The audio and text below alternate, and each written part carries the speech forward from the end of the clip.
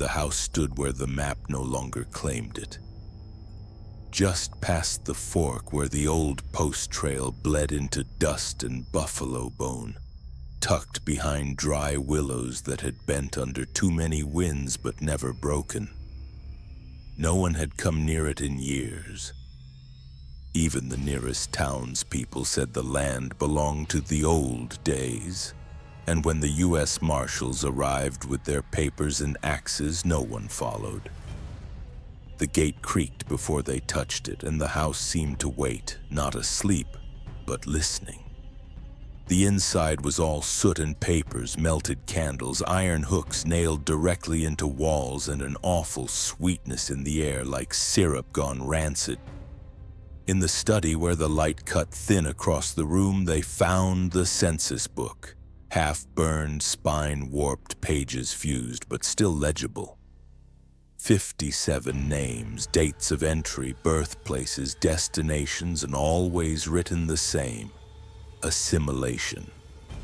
And one name at the bottom, not just crossed out, but torn through the page with a blade that pierced the wood below. Esther. No surname, no birth year, no departure.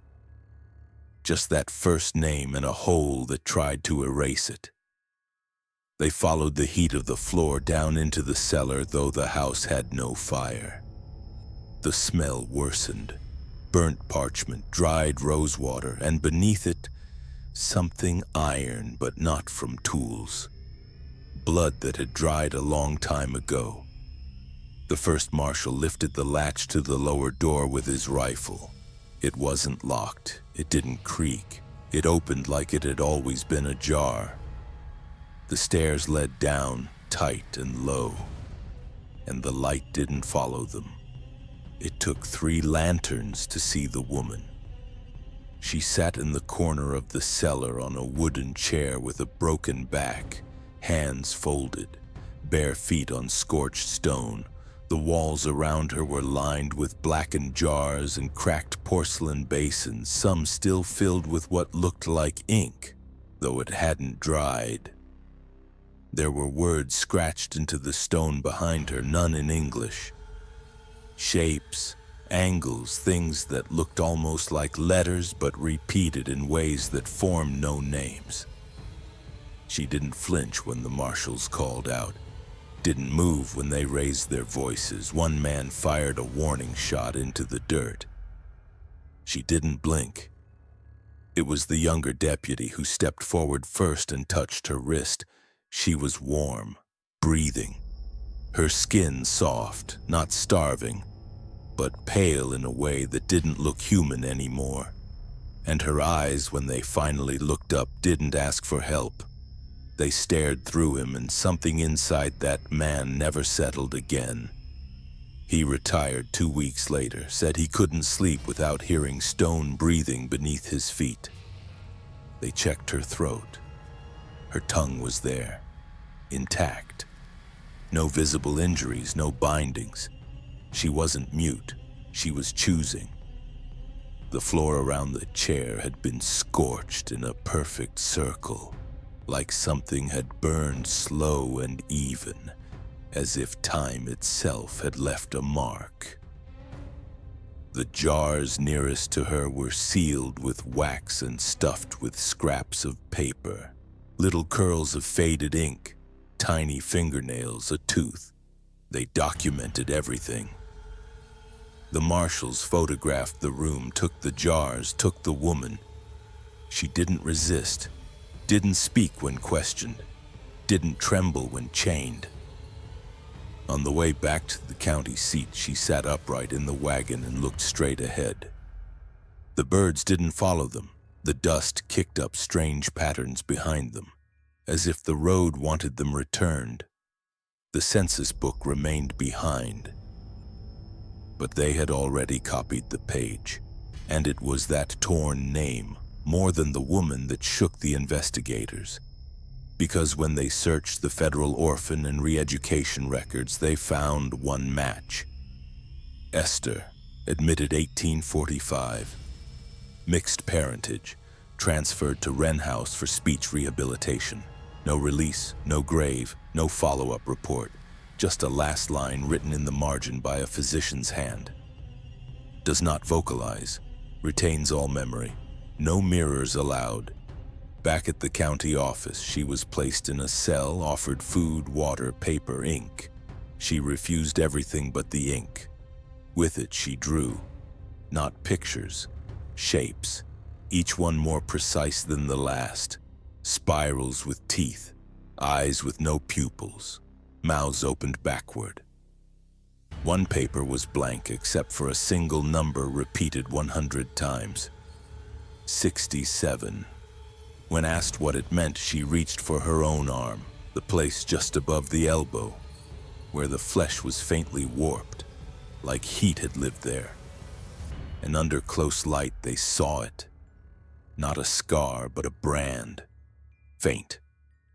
Crude.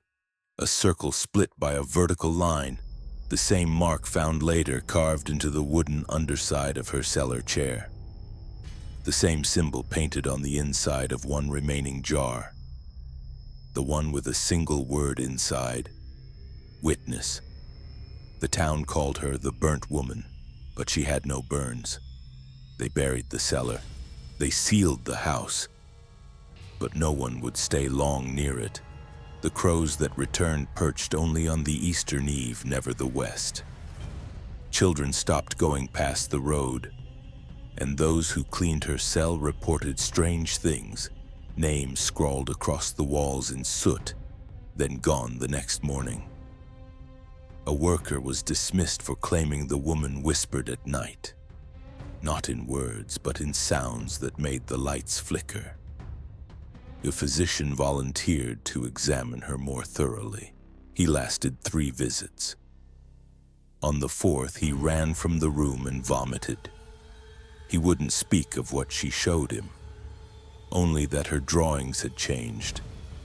He said they looked like lungs arranged like bells, but with mouths where breath shouldn't go. The woman never confessed, never protested, never aged. In her silence, something watched. The pages in the census had burned from both ends, but her name had been torn long before. Ripped from record, not erased, but removed in violence.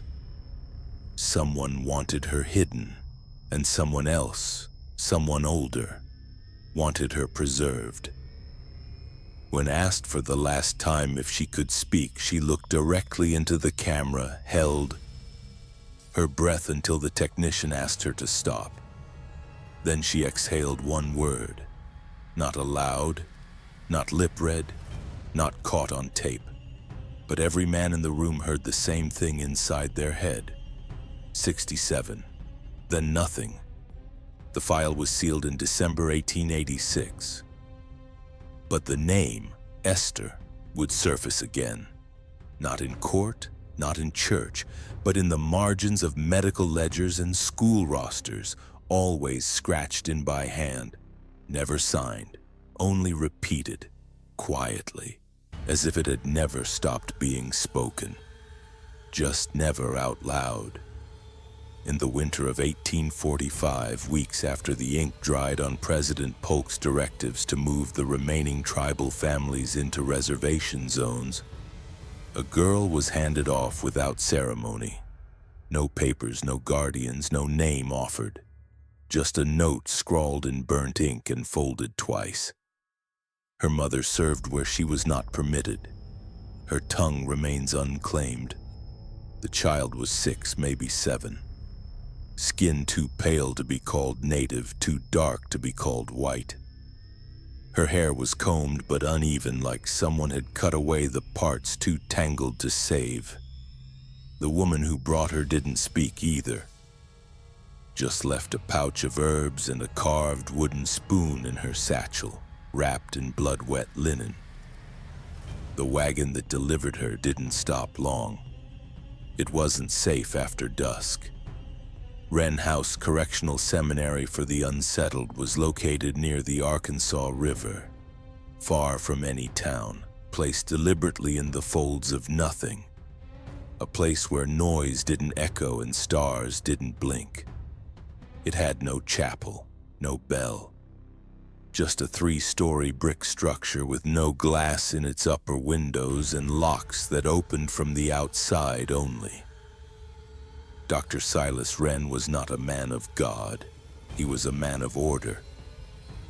Trained in Philadelphia under remnants of Russia's moral treatment ideology, Wren believed madness began not in the mind, but in sound, in unmeasured noise, in unregulated language, in the chaotic scream of birth. He spoke often of purity through containment. His patients didn't shout or sob. They were trained to become the walls that held them.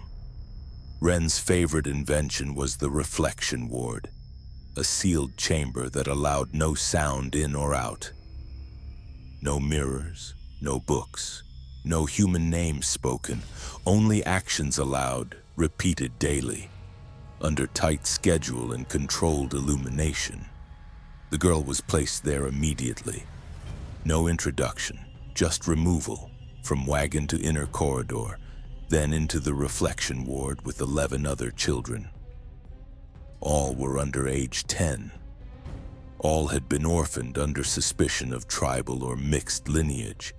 Each bore a number stitched into their clothing. The girl was labeled 8. She would never hear that number spoken. The walls were not padded. They were dense with packed horsehair and lined with salt-slaked plaster. The floors were not wood but softened stone scored with faint grooves, not for drainage but for kneeling patterns. Each morning began with 2 hours of stillness. Not prayer, stillness. They were required to stand without movement, arms at sides facing the wall. If anyone shifted, the room was filled with flashing lantern light, and the offender was taken to the bleaching basin. No one ever returned from the basin the same. The girl watched one boy scream with his face. No sound, just wide mouth, eyes bulging, tears that never dripped. When he came back, he blinked out of sync, one eye closing seconds after the other. His hands stayed clenched. He stopped eating. A week later, he was gone. His bed stripped bare and bleached, his spoon carved into a sharp angle and nailed above the doorway. No one asked. They had never been taught how. The girl did not cry, not even in sleep. Sleep was regulated, 6 hours, no longer. Wake alarms were silent. Each child was trained to rise when a single drop of water fell on their temple from the ceiling tube above their cot. The tubes had been designed to trigger by weight sensors.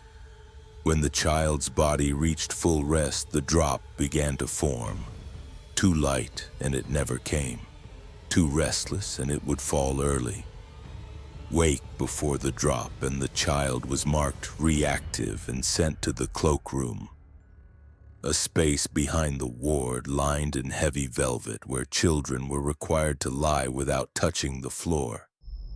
Esther, as they'd one day learn her name had been, never received the drop, not once. She woke before it every time, but never moved, just opened her eyes, waited. When the attendant came to check, she was already standing, hands folded, eyes open, never blinking. The other children stopped watching her. They feared she might be the one who had learned how to hear things that weren't allowed to be said. There were no lessons, no reading, no written language inside the reflection ward. Instead, each child was assigned a series of behaviors to mimic. Touch the basin, fold the cloth, scrape the bowl, lift the salt cube, replace the salt cube, kneel, stand, never out of order. Once a month, visitors came.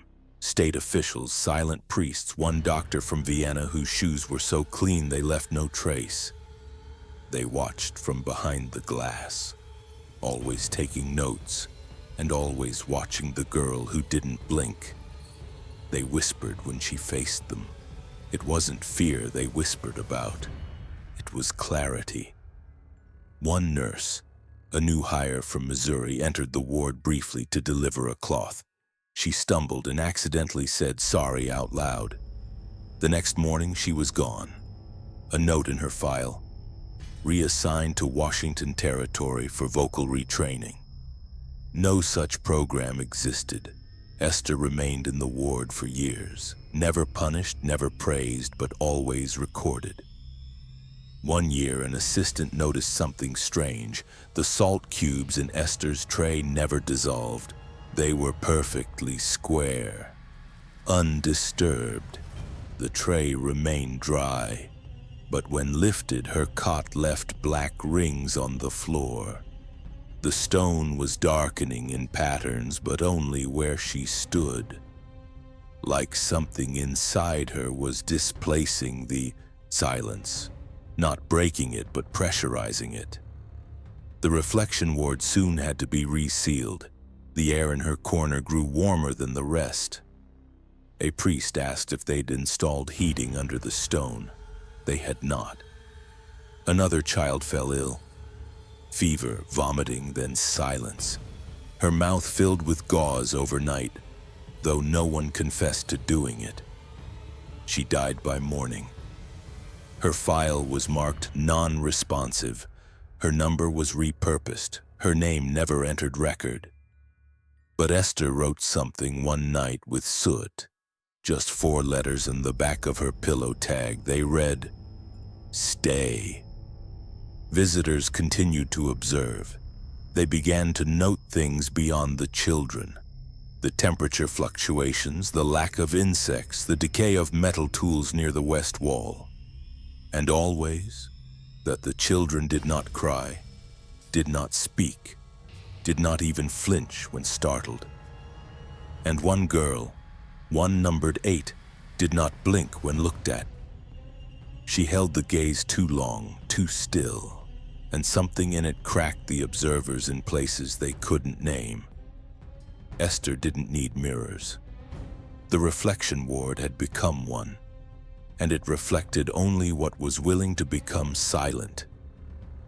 The behavior logs for 1849 would list her condition as non-disruptive, but by then the assistants had stopped checking her tray. The salt cubes stayed whole. The stones beneath her had warmed so much the others were moved away. And Esther remained at the center, not punished, not praised, just preserved. By 1850, Wren House operated without oversight. Whatever its purpose had been, education, discipline, reformation, was now only spoken of in formal papers as an acoustical behavioral study site. But behind the sealed doors, it had become something older. The reflection ward no longer held all its children. Some had been transferred to what the staff called the trial rooms, where medical interns, handpicked by Dr. Silas Wren himself, were sent to develop their surgical curiosity under the veil of scientific progress. These weren't men trained in kindness. They were scholars of silence, men obsessed with the line between physiology and will. And in Esther, they saw both. Wren's theory had evolved, where once he believed silence must be trained through environment, he now believed it could be implanted. Using modified phrenological mapping, he claimed that vocal rebellion stemmed from pressure in the clavicular ridge, a bodily structure he believed was too sharp in the disobedient. His solution, the filing. Under cold restraint, children were laid out on iron slabs while small rasps scraped the bone near their collar, shaving it gradually to blunt the edge where speech, Wren insisted, began its journey. The goal was not to cut. It was to grind down defiance. Each session was short, no more than 7 minutes before the child would be bandaged and returned. They were not allowed to speak before or after. The silence was considered sacred. Esther was scheduled first. They bound her wrists and ankles with salt-treated cloth. Her eyes remained open as they lowered her onto the slab. She did not move when the rasp touched bone. Her skin was not numb. Her nerves, they later confirmed, were intact. But she remained motionless as the file bit into her clavicle, slowly, methodically, each stroke deliberate. Blood was minimal, only enough to stain the cloth where her braid lay. When they removed her from the table, her pulse was steady. She stood upright and walked back to her cot alone. That night she did not sleep, and in the morning every child in the ward had wet the bed but her. The floor beneath her cot steamed faintly, though there was no heat in the building. Encouraged, the intern selected another subject, a girl named Sarah, barely 9, who had once whispered a nursery rhyme after lights out. They claimed her resistance was rooted deeper. She required vocal disincentive. The method had a name: voluntary silent scarring. Thin incisions made along the exterior of the larynx, shallow enough not to damage the voice, but deep enough to condition the child against speech. It was said to mimic the effects of shame. Pain would replace words. They told Sarah it would make her good again. She asked if she could pray first. The request was denied. They laid her down, masked her eyes, and made 6 lines across her throat. She screamed during the 3rd. No one had screamed in Wren House in years. By dawn, the mirrors in the staff quarters shattered. Not one of them had been visible to the children, but something heard, and something responded. The girl was returned to her bed. By the 3rd night, she was gone. The cot stripped, the sheets burned. The wall behind her pillow had been scrubbed so hard the plaster cracked. In the chapel, which hadn't been used in over a decade, a nurse found the hymnal open on the altar. Its pages were stiff with moisture. Folded between Psalms 19 and 20 were 2 cords of tissue, dried, curled, unmistakable. Vocal folds, human, sewn together with dark thread in a crosshatch pattern. The chapel was locked, but the key was never found. The nurse who discovered it collapsed hours later. When asked what she saw, she only said, "It knew what she sang." There had been no record of the girl singing, not ever. Dr. Wren dismissed the event as a prank. The hymnal was incinerated, but the rumor spread among staff, among visiting interns, among the children who stopped looking one another in the eye.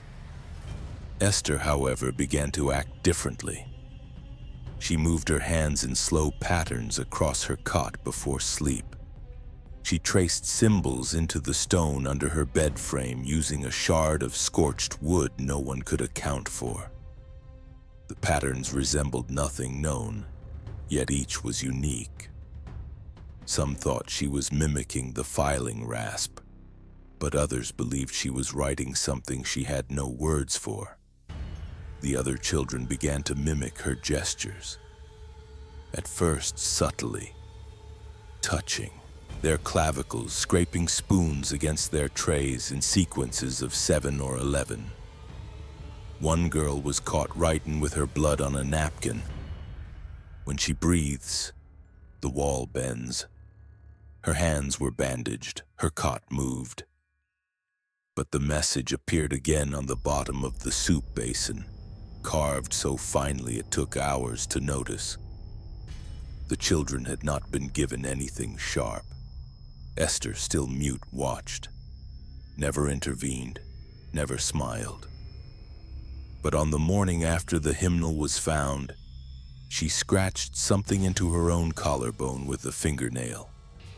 Not deep enough to bleed, but clear. A mark, 2 vertical lines, one broken at the center. That same mark appeared days later on a page of a medical student's anatomy notes. He claimed it was just a sketch, but when asked to explain it, he couldn't remember drawing it. The ink matched none of his pens. From that week forward, each child selected for the filing returned with slower breath.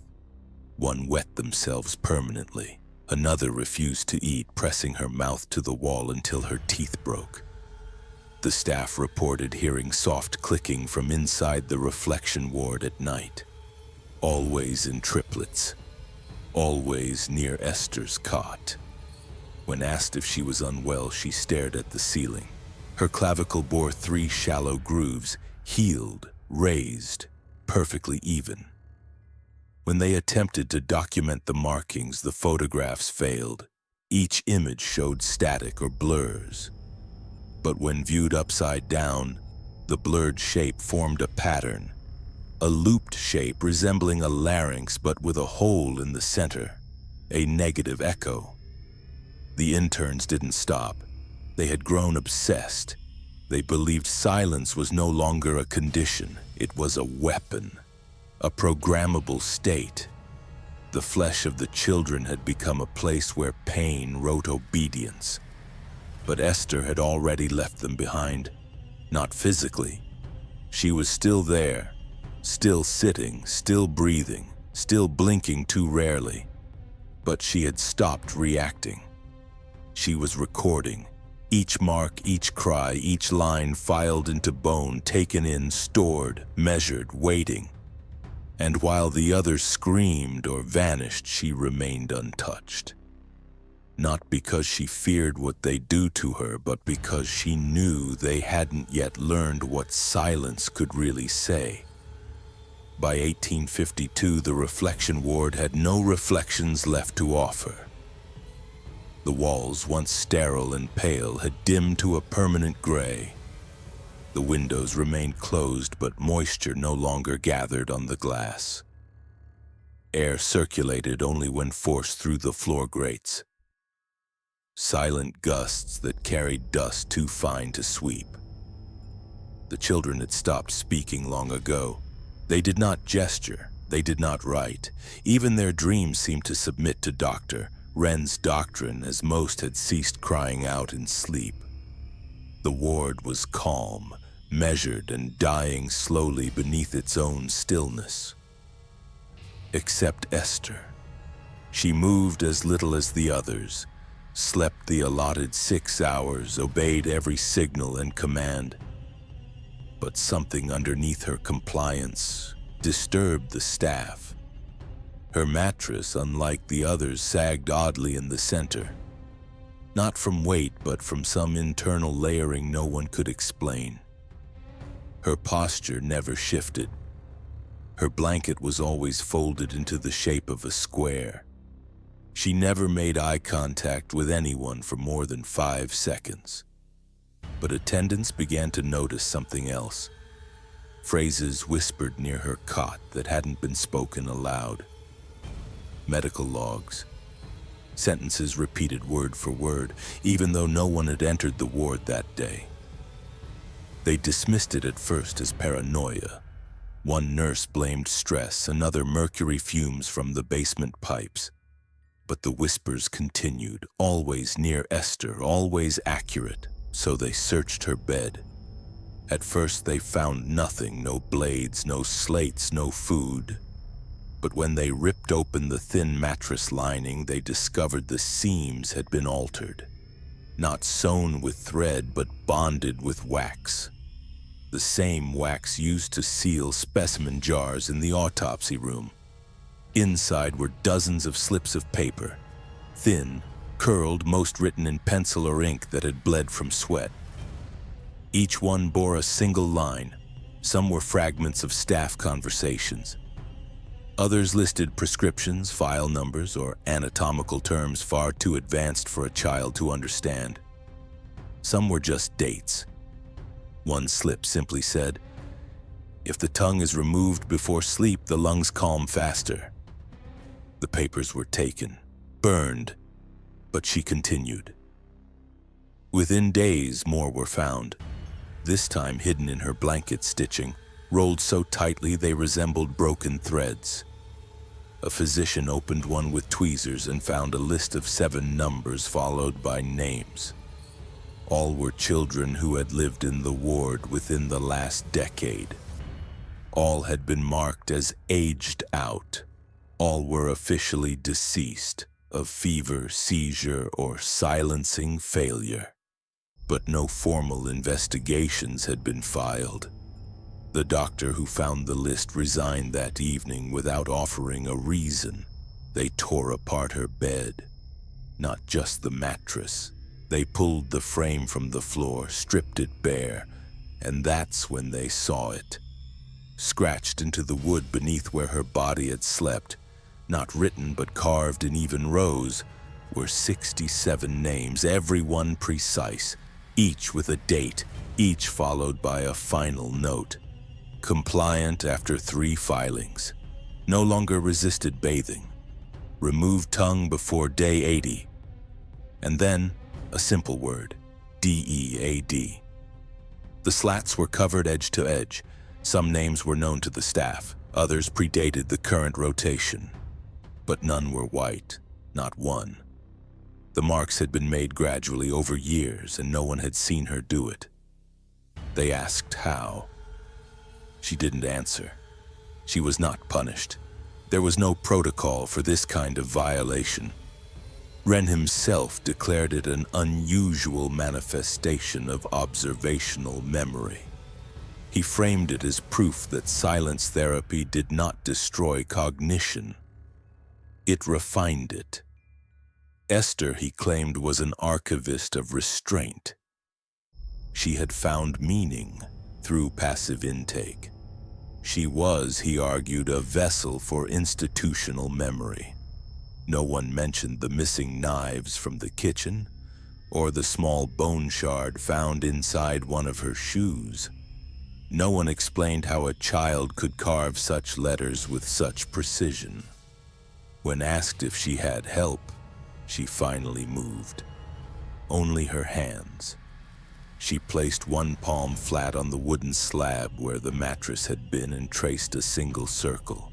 Then she lifted her hand and folded her fingers down, one by one, as if closing an invisible eye. They resealed the bed, burned the slats. But by then, the institution had already begun circulating internal reports. Donors praised the ward's unprecedented behavioral compliance. Newspapers noted that Wren House had not recorded a single disciplinary outburst in 5 years. Silence was being exported now. 2 new facilities were approved, one in Wyoming Territory, one outside Boston. Esther's ward was photographed. The images showed perfect posture, clean floors, children arranged like museum artifacts. The staff called it proof of success. But under the floorboards, the air began to warp. Insects that had once gathered in the corners vanished.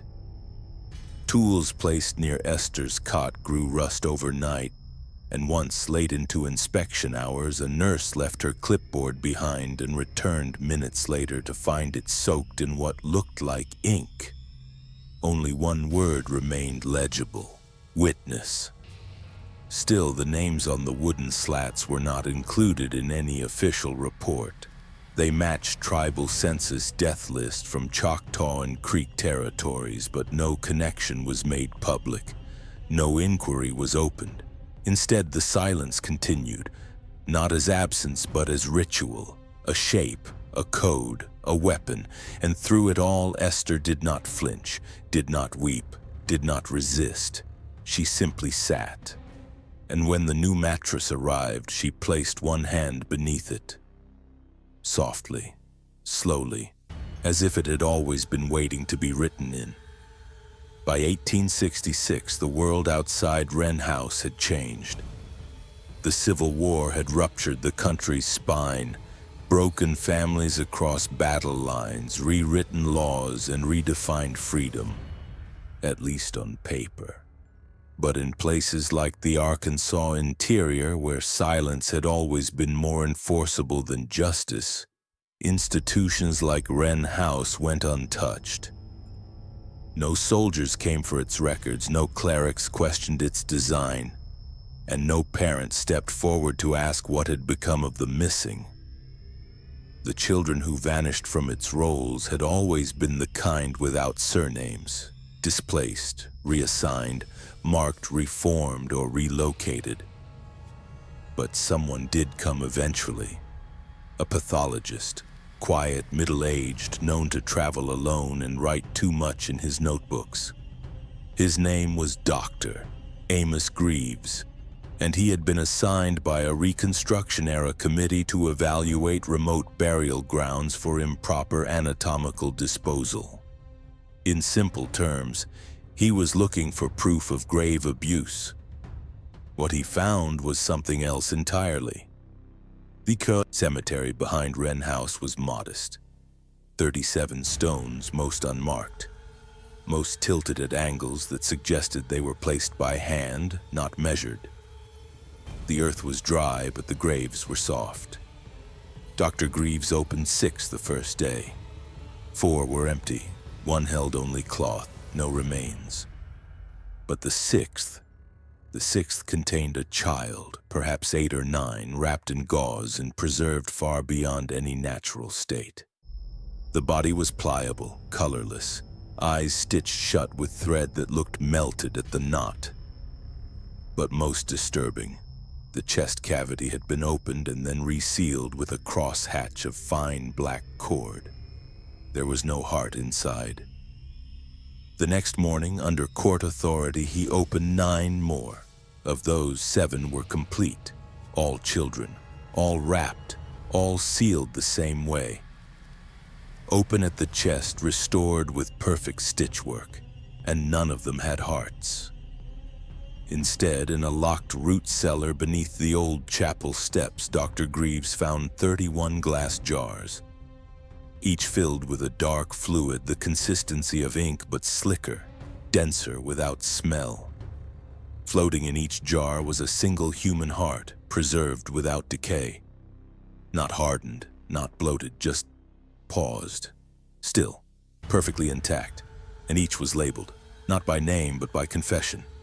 Still defiant, recited psalm mid-procedure, spoke without permission on day 10, bit attendant, cried when touched, laughed at wrong time, refused to bleed. The pathologist's notes did not describe the labels as metaphor. He wrote, "These are not judgments. They are diagnoses. Each phrase reads like a crime, not of action, but of expression." He tested the fluid and found traces of embalming salt, soot residue, and a type of pine resin not known in the region. He called it whisper fluid. His assistant fainted after handling one of the jars.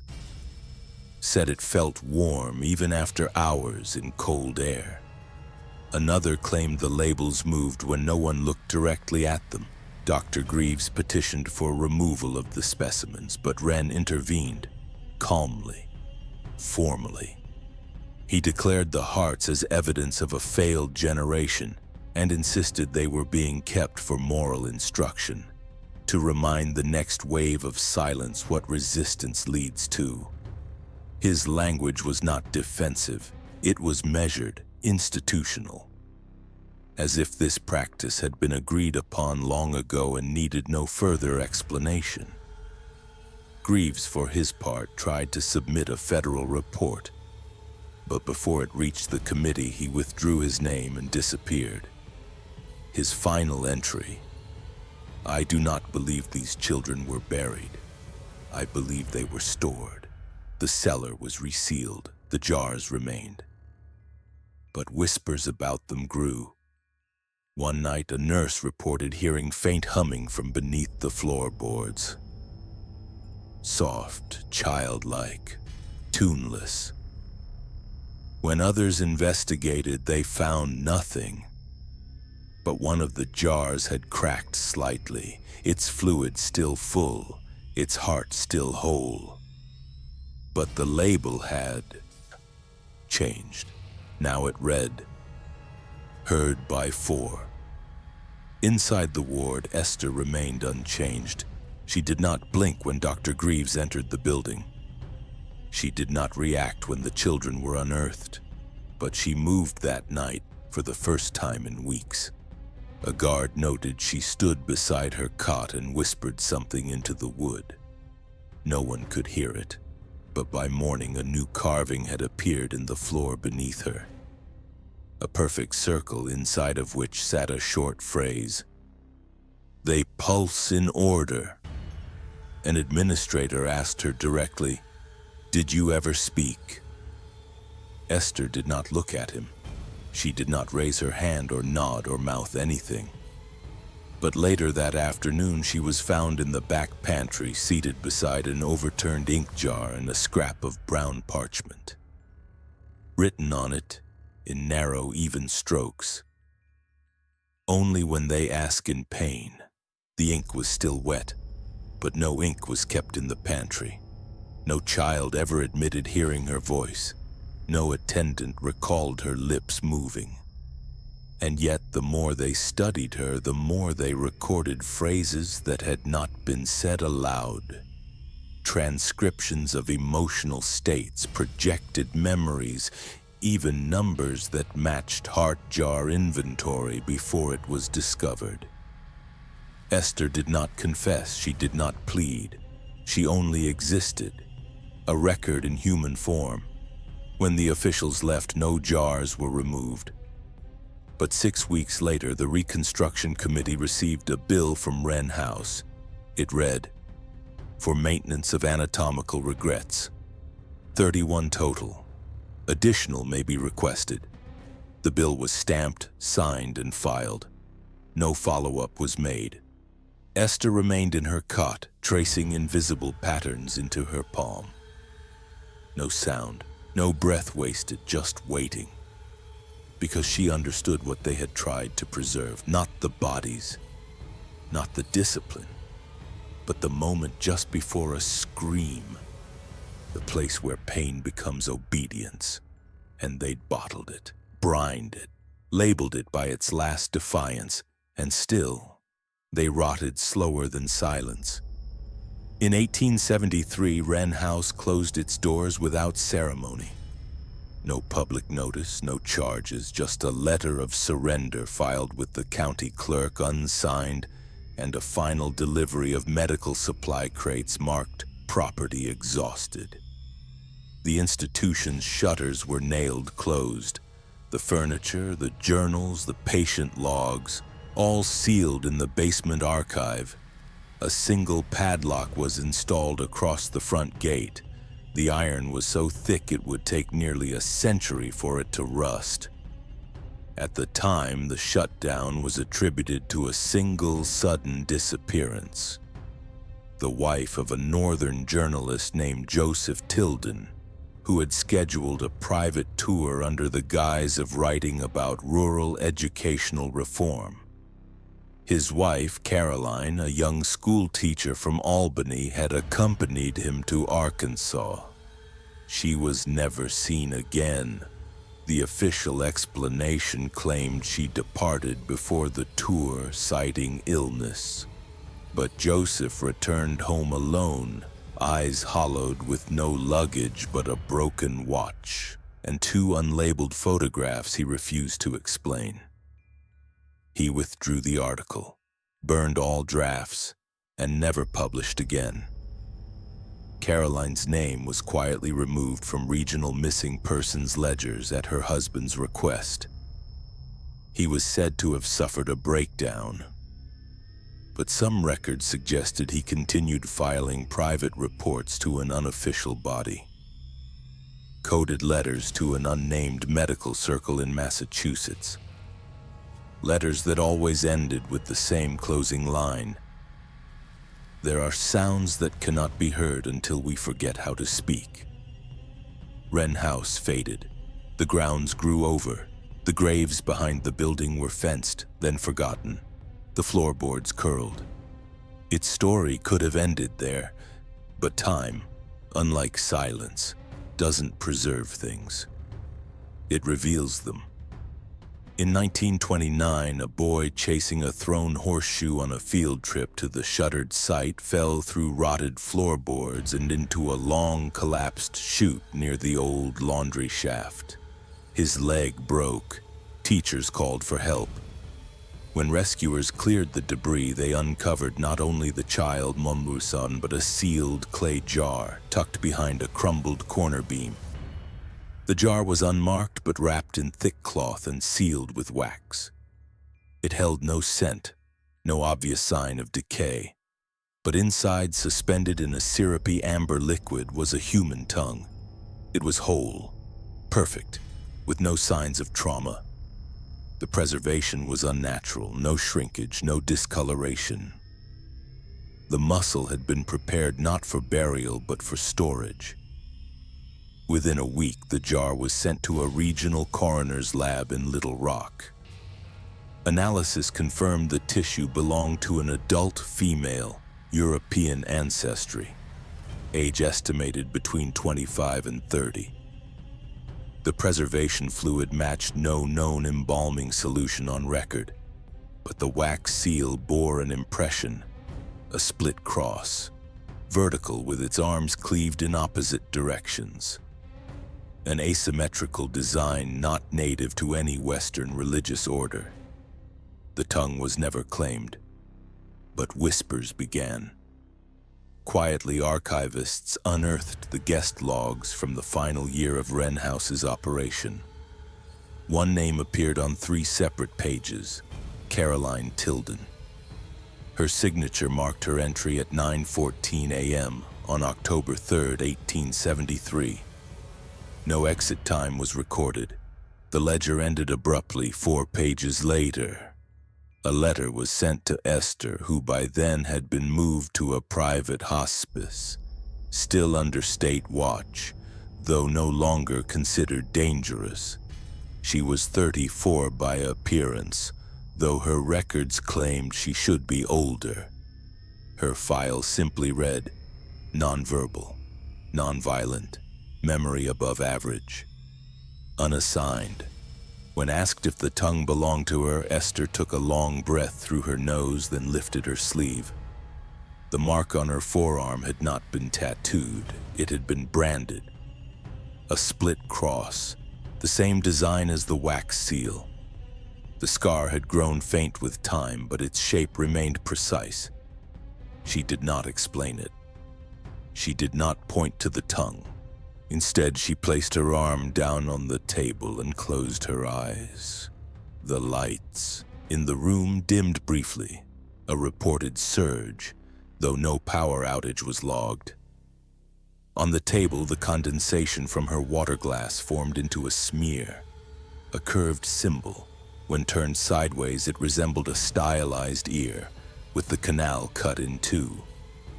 The doctors didn't ask again. Months later, while cataloging defunct asylum practices for an academic journal, a research assistant at Harvard's Child Psychology Division stumbled across a reference in a mislabeled file. SC Project, Silence Conditioning. The file was thin, its paper brittle. Inside were 3 case studies with redacted names and incomplete diagrams of cranial nerve suppression. At the top of each page, the same emblem had been hand-drawn in graphite, a split cross. Below it, a phrase in Latin, quod dicitur fit. What is spoken becomes. The assistant followed the file's trail backward through misfiled donations. He traced it to an unlisted package shipped in 1882 from Arkansas. No return address. The donor's name, Joseph Tilden. It had come with no note, no explanation, and no declared contents. But inside, taped to the folder's spine, was a single feather, dyed black with what later turned out to be a mixture of soot and blood. The assistant was never able to locate the origin. But he noted something else. The handwriting on the file didn't match Tilden's. It was feminine, fluid, exact. The kind of writing taught in reform schools. Back in Arkansas, the tongue was quietly reburied. Not in the Wren House Cemetery, but beneath the floor of a regional university's anatomy lab, in a box marked unknown soft tissue, do not display. But every few years, the fluid inside that box seeps through. It leaves a ring, dark and odorless. No one opens it anymore. Esther, when asked again if she remembered the woman, offered no expression, no twitch, no tension. But when the nurse stepped out of the room, she turned toward the door frame and whispered a word so soft the recorder didn't catch it. Only one technician swore he heard it, not with his ears, but in the back of his throat. He quit 2 days later. His resignation letter was short, just one line. The tongue wasn't hers. It was kept in trust. The mark on her arm would later appear in other places, carved into desk drawers, etched beneath pews in abandoned chapels, burned into the bottom of silent study handbooks in 3 separate states. Always unseen, always found by accident, and always where language had been forced not to die but to kneel, because Esther didn't own the tongue, but she remembered who did, and she knew exactly how it had been taken, not by force, but by obedience. When they finally returned to Wren House in 1932, it was supposed to be for inventory. The building had partially collapsed the year before during a summer storm, and state engineers were dispatched to ensure the site posed no danger to the nearby farmland now edging toward its overgrown borders. They were not historians. They carried no curiosity for what the structure once held. But beneath the soot-caked floorboards of the administrative wing, they uncovered a steel hatch sealed with an iron loop and tar. It took 3 hours to cut through it. What lay beneath was not part of the original plans. No blueprint mentioned it. No surviving document placed it in the architectural record. It was a stairwell, smooth-walled and spiraling, descending deeper than any basement had reason to go. The air changed at the 6th turn, not cooler but heavier, as though sound itself had been flattened. At the base of the stairwell was a single locked door, unmarked, unpainted. Behind it, a room, no larger than a school library, yet far too quiet to feel real. Inside were shelves soot-covered and bowed, lined with sealed medical jars, long since empty, but each still labeled in Wren's familiar hand. Inceptus, Resonare, Vox Mortalis. But in the center, beneath a warped oil lamp that had clearly once burned far too long, sat a heavy ledger bound in wax-drenched hide. No name on the cover, just the imprint of a hand, palm down. When opened, it gave off no scent. Its pages were intact, the ink unfaded. The title at the top of the first page, Auditory Nullification, Experimental Phases 1 through 4. It was Wren's handwriting, not the sharp, impersonal print of his daily logs, but something older, more fevered. A hand that shook not from weakness, but from control so tight it could barely breathe. He wrote not in paragraphs, but in equations. Descriptions, ratios, and what he called evental recalibration indices. The opening chapters described his early theories, that the voice was not merely a function of language, but an echo of ego, and that by stripping a child of language, then sound, then any reference to time or self, one could reach a state he called null state resonance. It was not silence, it was unbeing. To test this, he began what he named the Resonance Isolation Series. The subjects, children from the reflection ward, selected based on their compliance and stillness. The method was precise. Their jaws were bound shut with reinforced leather straps soaked in bone ash and willow oil. The bindings were fixed for 72 hours, during which the child received only minimal hydration and no food. During the final 12 hours, the child was lowered into an underground sensory chamber, a hollow spherical space carved into limestone, lined with soot-drenched fabric, acoustically sealed. The child remained upright, suspended in a sling to avoid pressure injuries. No light, no sound, nothing, except for a voice. Another child, positioned above, would read the first child's own heartbeat aloud, as recorded by Wren through stethoscopic tubes. The voice had to be clear, steady, and without emotion. The child in the chamber was to remain conscious and listen to the rhythm of their own life spoken by someone else. The theory, the separation of self from pulse, identity from vibration, would induce a rupture, a nullification of internality. No longer self-aware, the child would either emerge passive, purified, or fail to emerge at all. Wren kept detailed records of outcomes. Of the 23 children subjected to the full procedure, only 4 survived beyond 10 days. Most suffered from immediate cardiac collapse or entered a permanent catatonic state. Some began speaking in reversed cadence upon release, not tongues, not madness, but phrases stripped of meaning, spoken in time with their own pulse. Name no I. Was I what? Gone am I gone? He labeled these failures echo retainers. They were not buried on sight. No graves were listed, no hearts preserved.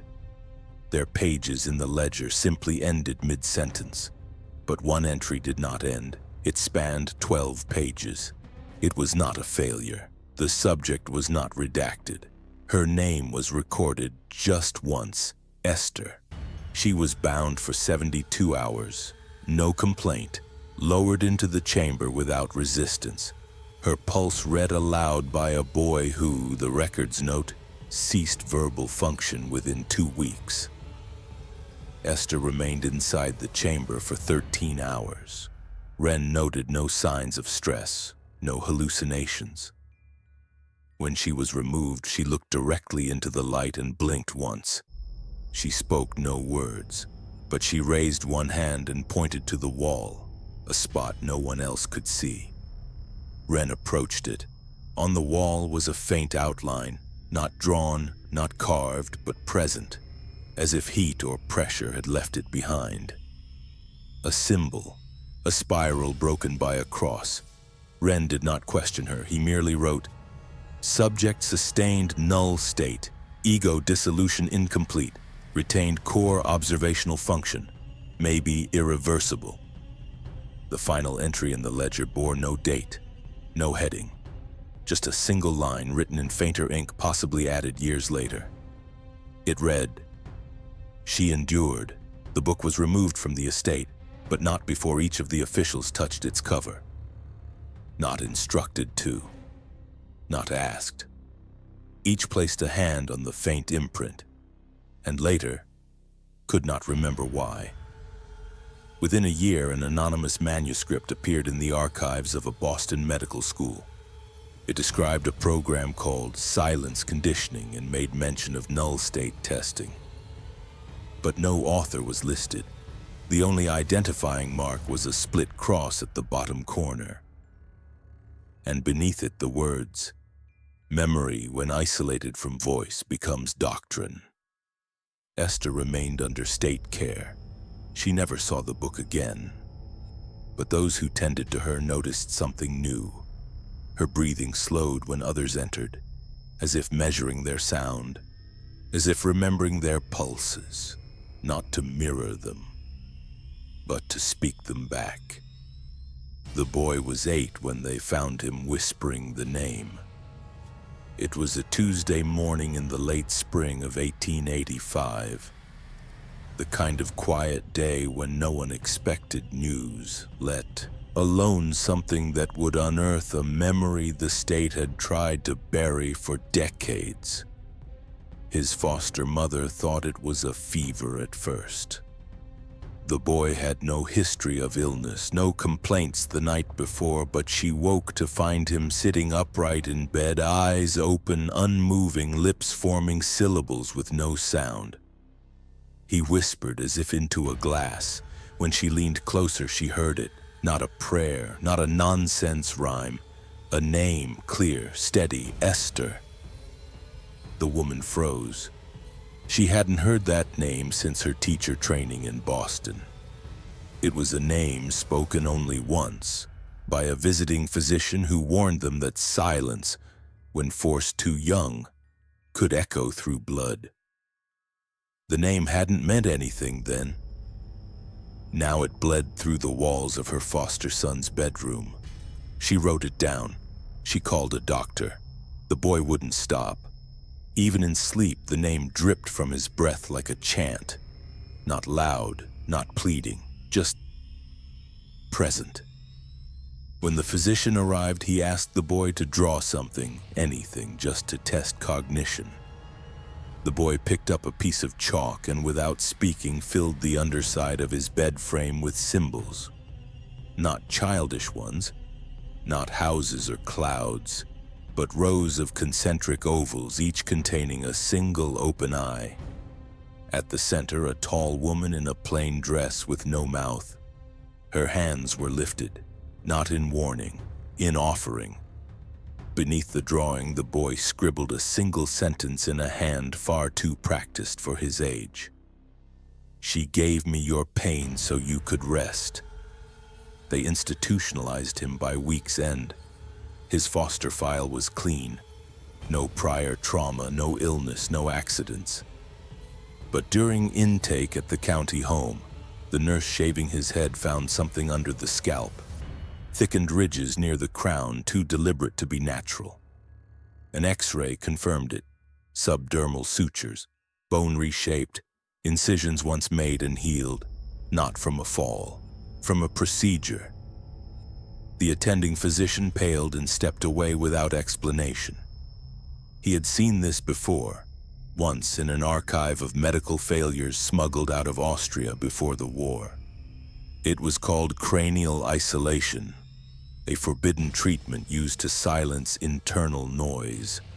It had been outlawed by 1857, but the boy's head bore its shape like a badge. The room he was assigned in the asylum began to change within days. Birds stopped nesting near the window.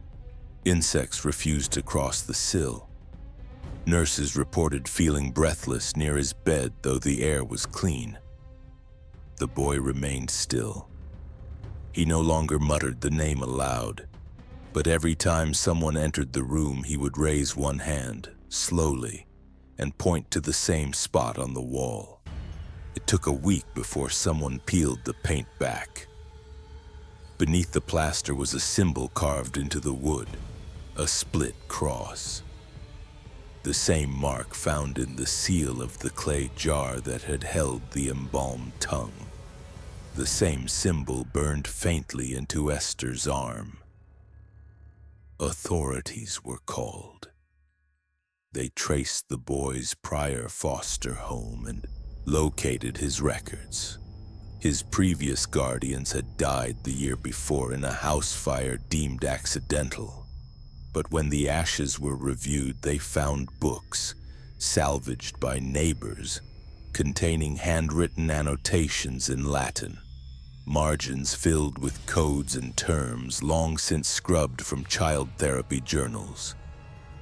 Among the texts was a syllabus, a printed page from 1844. The heading, Reform Through Controlled Stillness. The issuing institution, Wren House Seminary for the Unsettled. Both guardians, it turned out, were graduates. This revelation changed nothing for the boy. He did not resist medical exams. He did not cry or lash out.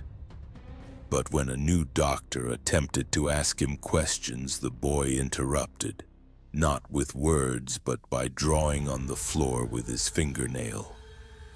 A single spiral broken once by a slash, the same shape that had appeared in the subterranean resonance chamber where Esther was kept. The boy then placed his palm over the drawing and whispered, "It's hers, but she keeps it open." The phrase made no sense, but days later, one of the facility's long-term patients gouged out his own eardrums and carved the same symbol into his chest. His last words, "Too loud." The silence is too loud. Esther, now under strict palliative watch in a locked ward hundreds of miles away, began to change. Her vitals remained normal.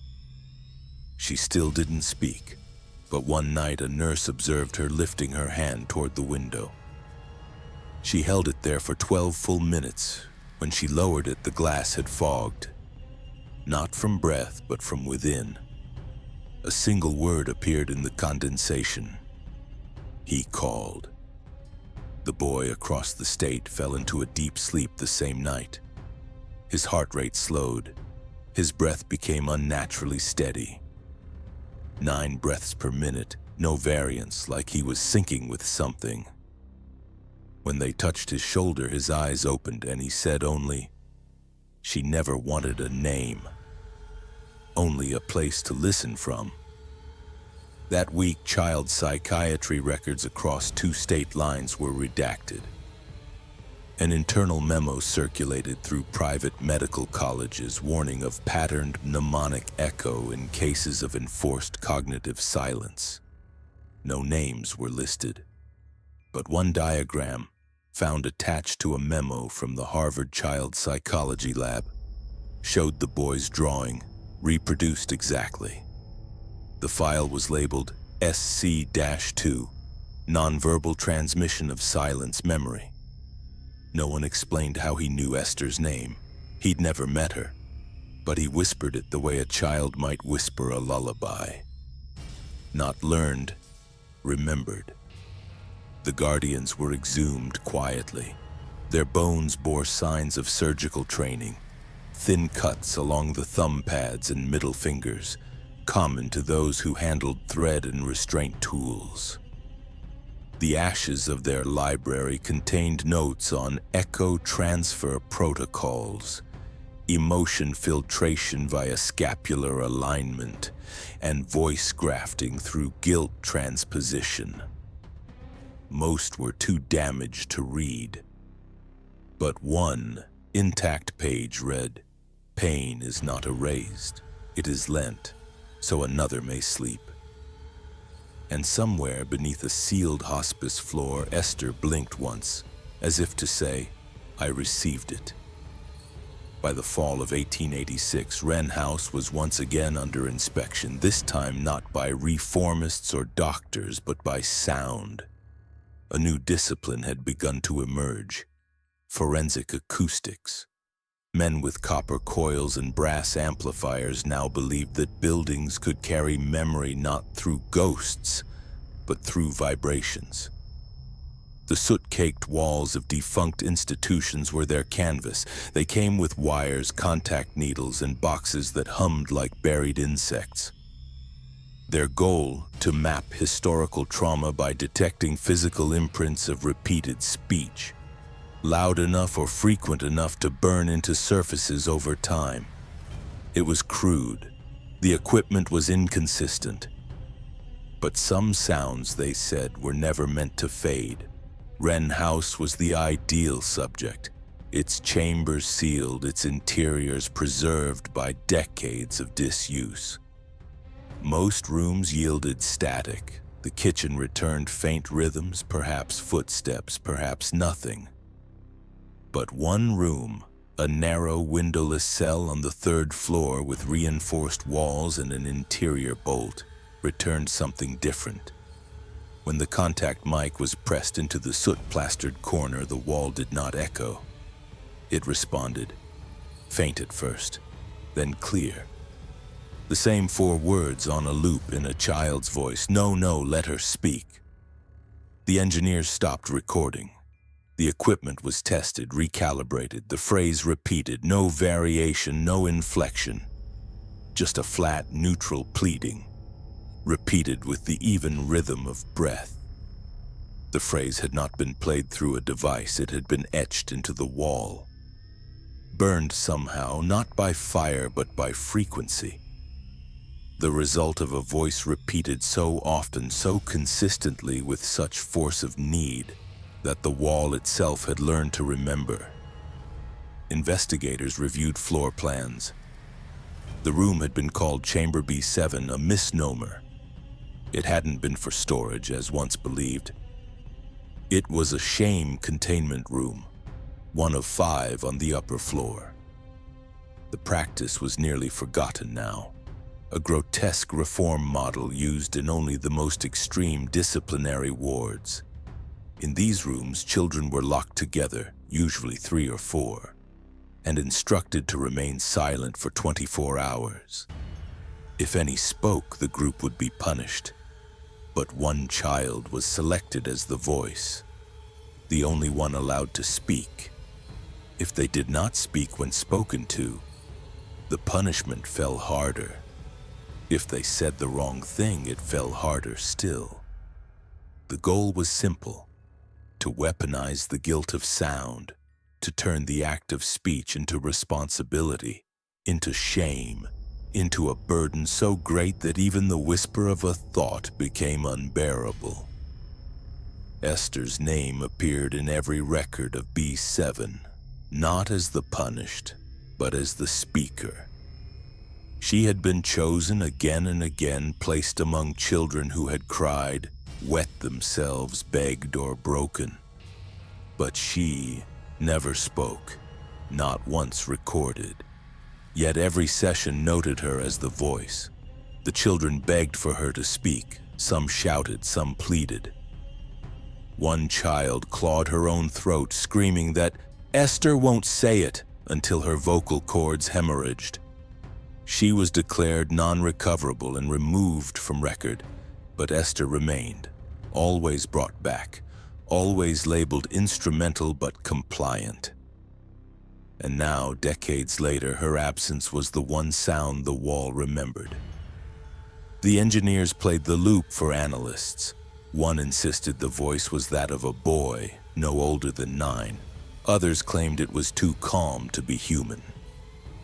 But the pattern was undeniable.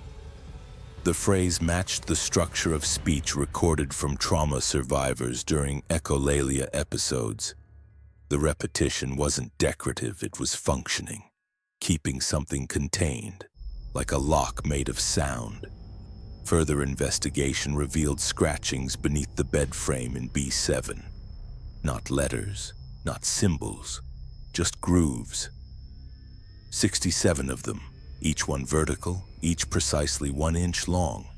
And on the underside of the bed's headboard, burned faintly into the grain, was the same symbol carved by Esther so many years before. A spiral broken once at the center, a pressure release, a release valve. No one knew how a child could burn a voice print into stone. No one could explain why only one phrase had survived while hundreds of hours of silence had not. But then they found the slate. In the old supply room, tucked between rusted restraint hooks and a tin box of chalk, a single slate lay face down on the floor, written in tiny, deliberate print. The wall chose to remember what she wouldn't. Esther's name was never written in law, but the world bent around her silence. She died unclaimed, her voice never recorded, yet schools changed, laws shifted, and rooms began to fear stillness. Children traced spirals without knowing why. A girl whispered, "You have to speak or she takes it for you." No one taught her that. Esther was buried without a stone beneath land where no one dared dig. Yet her absence spoke louder than any scream. Some evils cut, others burn, but the worst ones train you not to speak, and then outlive the silence they force. Could this happen again, or never truly stopped?